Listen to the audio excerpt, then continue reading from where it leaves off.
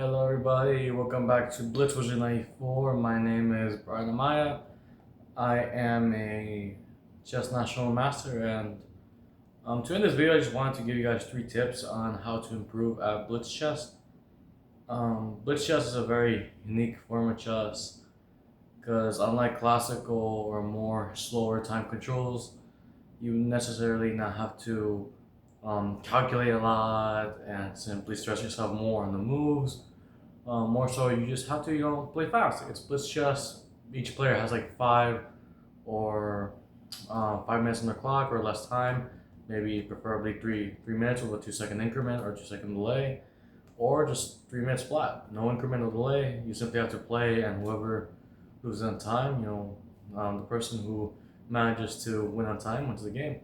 That is the objective. I think blitz is just ultimately just a very fun form of chess. And for many of those who play Blitz, you obviously know what this is. This is a chess clock. And most preferably, you guys have seen people try to do this. They try to do like time odds, 1 minute against 3, or like 30 seconds against 1 minute. Now, this is the most common form of Blitz chess, 3+2. Each side has, 3 minutes and a 2 second increment. So every time you make a move, one side gains 2 seconds. I think honestly, Blitz chess is very, very fun.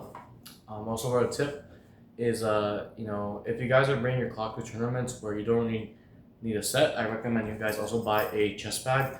I've been meaning to buy one of these forever, and I didn't have the opportunity to until I got to Super Nationals, and I managed to actually get one of these. So point of this, it's kind of like a little small lunch bag. You open it up, like so. It has very, very comfy amount of space. You put your clock in like this, and you simply have it ready on the go. So let's say you have like a blitz tournament, or you have a tournament where you don't necessarily need a set. Just put your clock in, and just get ready to like bring it. Boom, ready to go. That's a trip for like traveling around the US, with those type of clocks. I am a fan of ZMF. This bag is also really good for Chronos or any other type, but yeah.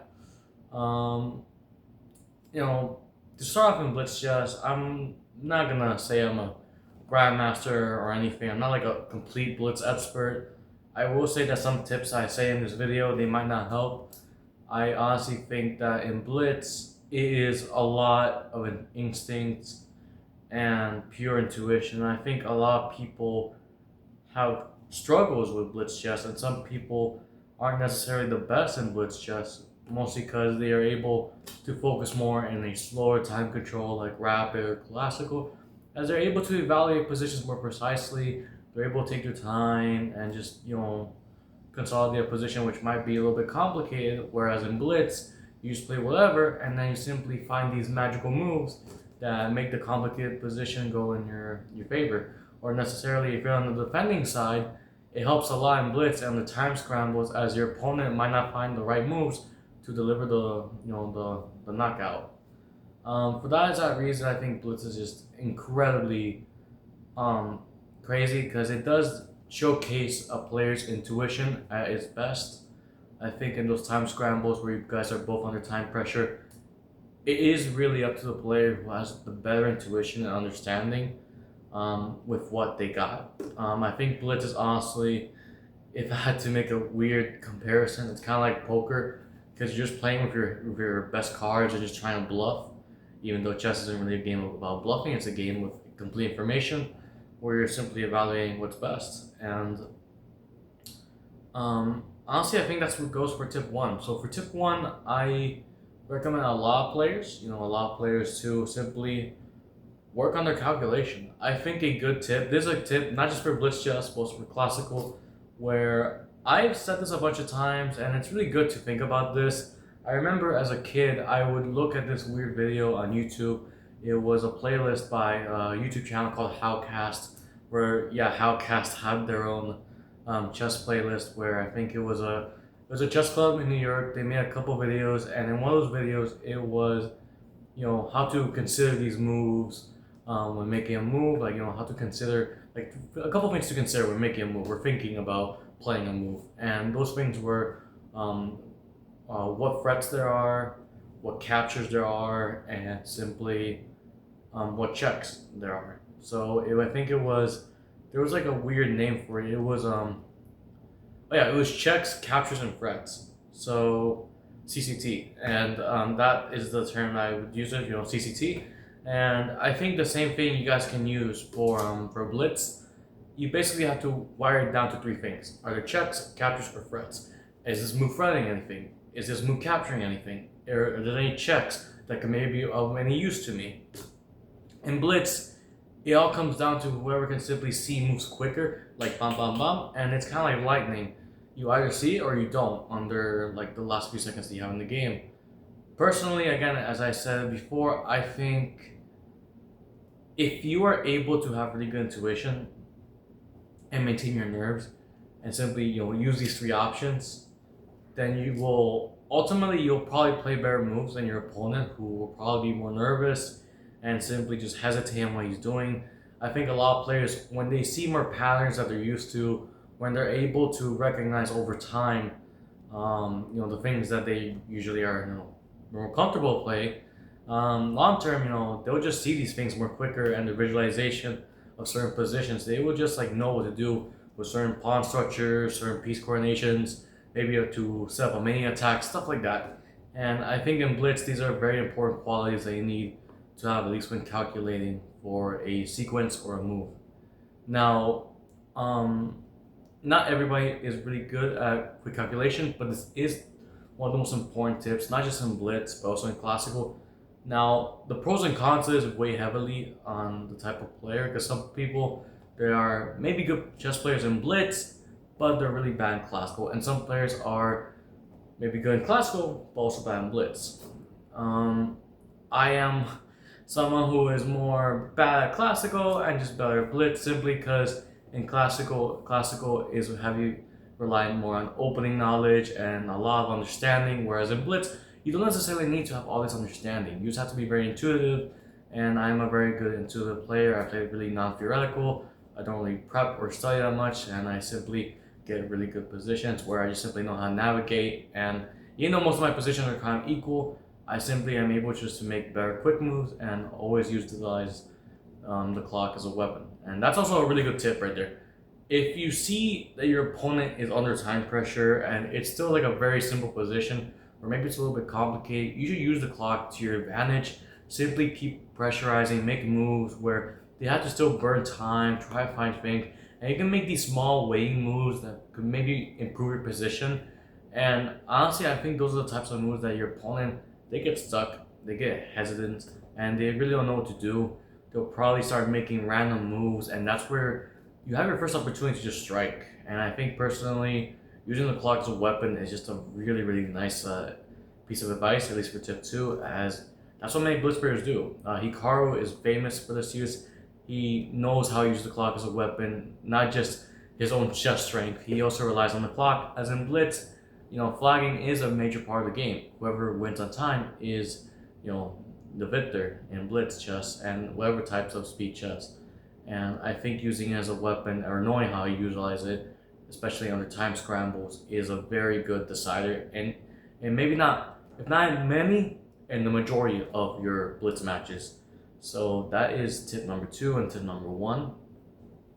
And lastly, tip number 3. I think tip number 3, again, the intuition is important. The calculation, the 3-move process, threats, captures, and checks. I think you guys could remember that, TTC.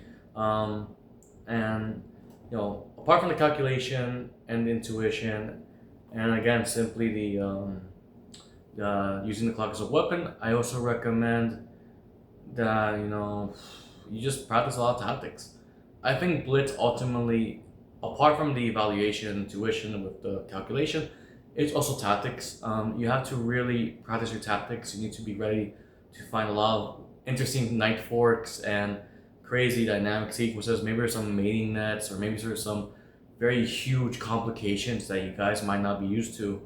And honestly, I think that's what makes Blitz super, exciting, because there are so many tricks. There's so many tricks you can get away with. There are so many openings that you could use. You could play an opening that Hikaru does, like 1v3 or Trumpowski or whatever, or even play some random moves like the Wear on move 1 with A4, and you just still win the game. It's just so cool how you have this 4-man chess where you can play absolutely anything.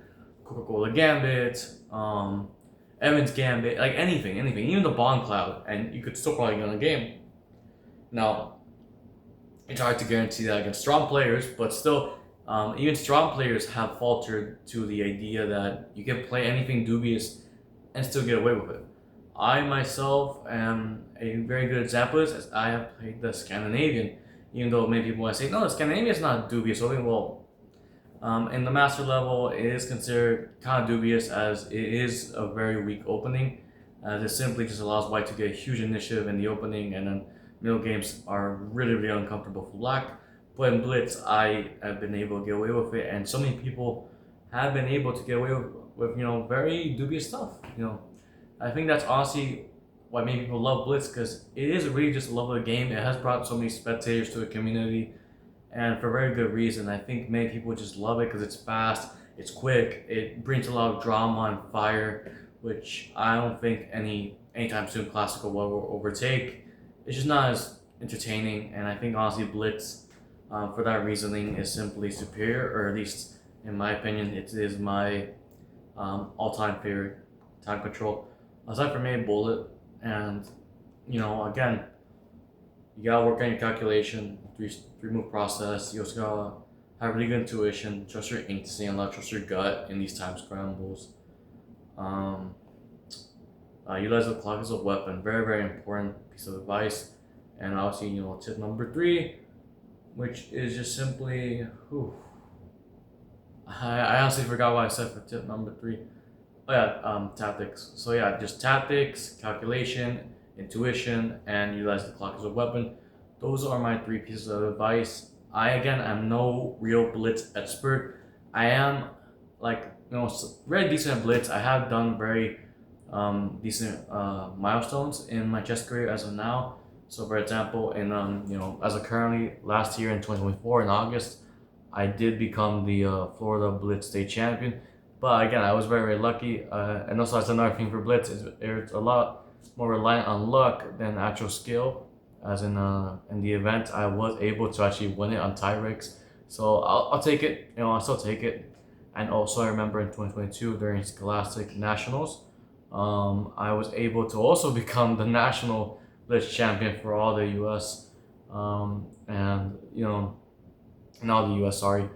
And it is a very awesome accomplishment, if not for the fact that there was another player who simply withdrew, and because of that, I was able to be, at least fortunately, luckily, I was able to be given those interesting 2 points for free that won me my event with a score of 11 out of 12, or I think it was maybe 10 out of, actually no, it was 11 out of 12, I think. Yeah, so yeah. Overall, it is what it is. I honestly think, I have decent milestones. I am more of a capable Blitz player than I am in classical. I think honestly I would do very good in Blitz matches than classical matches, simply because I love time scrambles. I love feeling the pressure. I love feeling the heat in Blitz games. Just moving the pieces really fast and just trying to pressure your opponent. It's just really cool. And I think honestly this is what got people so much into chess, is the fact that anybody, even in Washington State Park, all these street hustlers, they just play, they get bored, they get a clock, they could be playing McDonald's on the street with cops or whatever, and even then, you guys just have a good time just with a couple of random plastic pieces and a stupid chess clock.